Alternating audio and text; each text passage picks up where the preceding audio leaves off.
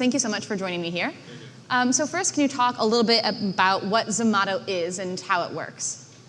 So Zomato is a restaurant search and discovery app, and people can come to look for a restaurant according to their preferences. And we also have a lot of users who write reviews for restaurants and cafes and bars on Zomato. So you can also take a judgment call on whether you should go there or not based on other people's reviews. And so how did you come up with the idea for that? What need did you see that existed? It actually started very, very small. I was working at Bain. This was back in 2008. And a lot of our colleagues used to order food, and they used to pick up the phone to order food.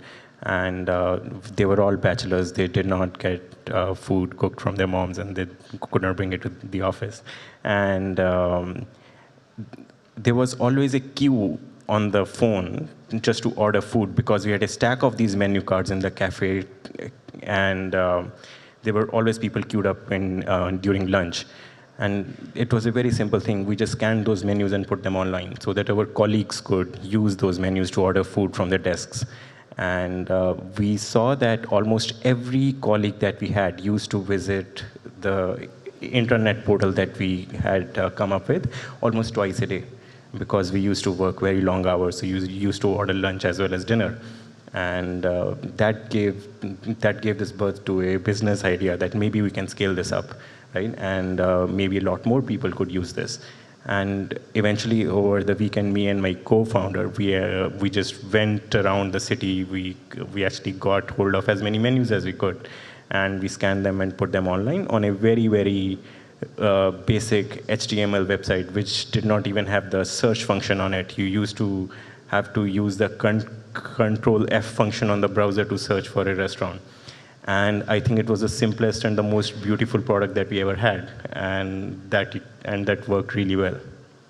Fantastic. And so what was it that you initially set out to do? What was your vision for the company? How did you imagine it shaping up? I think the very first thing was to let people find food options, right? So for the first 2 years or so, you couldn't even write a review on Zomato. So it was all about the restaurant name and the phone number, the address, and essentially the menu cards. There was pretty much nothing else. Over time, I think the vision expanded to including reviews and letting people rate and review restaurants, and so that other users could also benefit from that.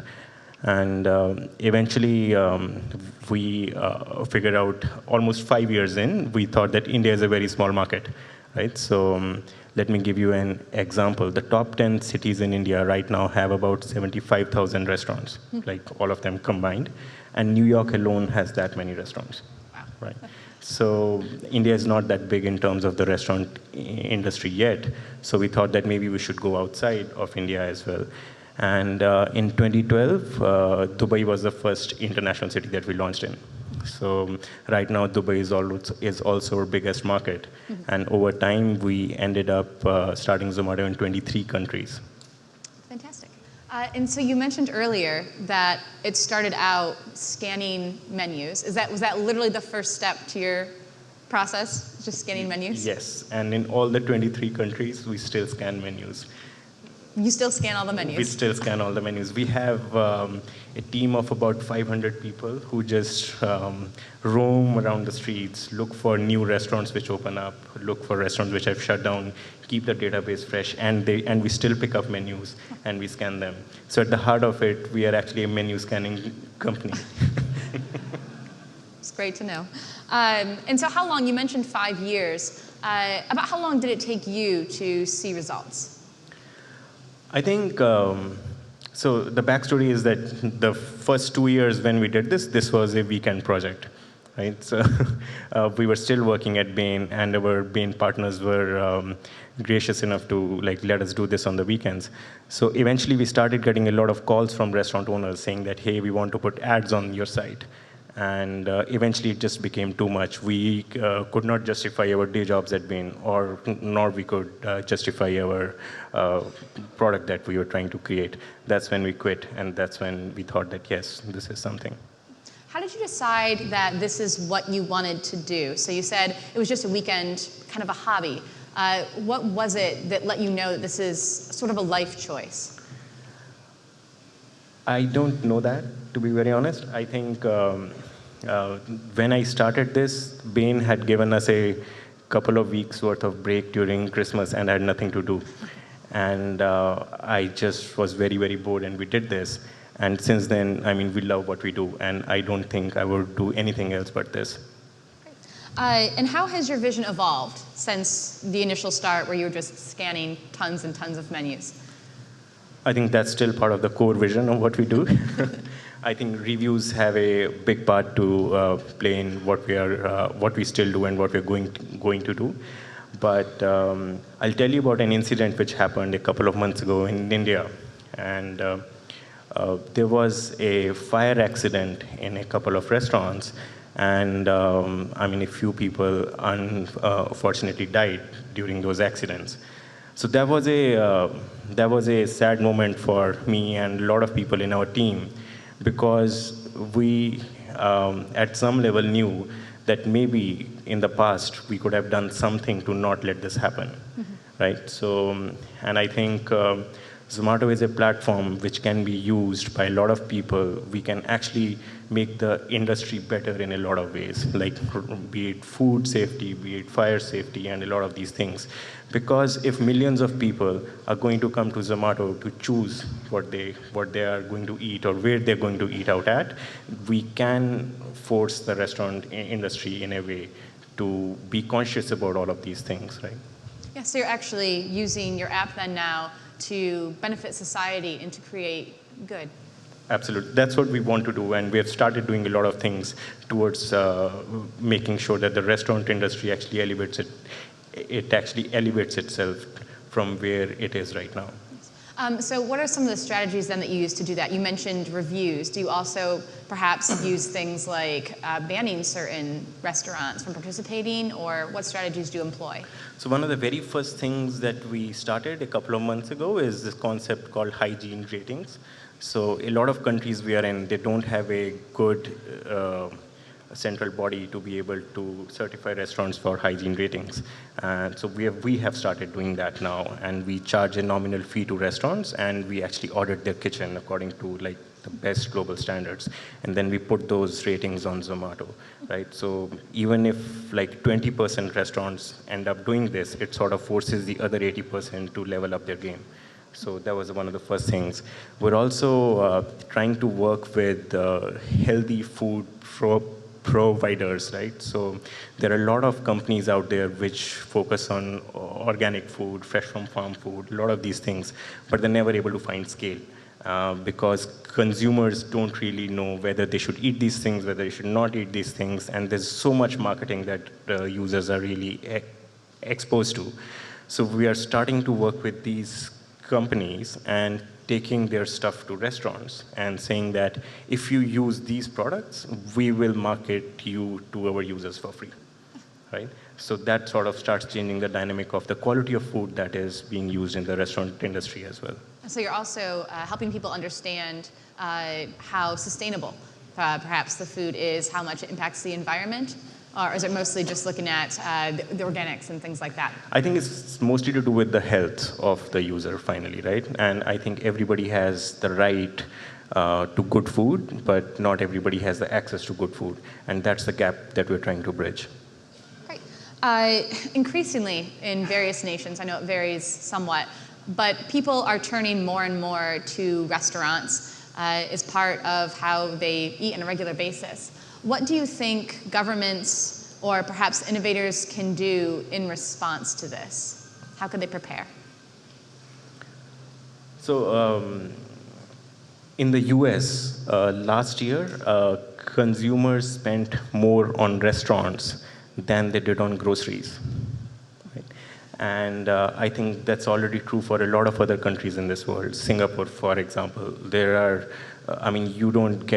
you actually get an option to get a pantry or a kitchen in any new home that you buy, right? So I think over time, people are going to stop cooking at homes because it's not going to make any sense to cook at homes anymore. And we've seen that happen in so many countries already.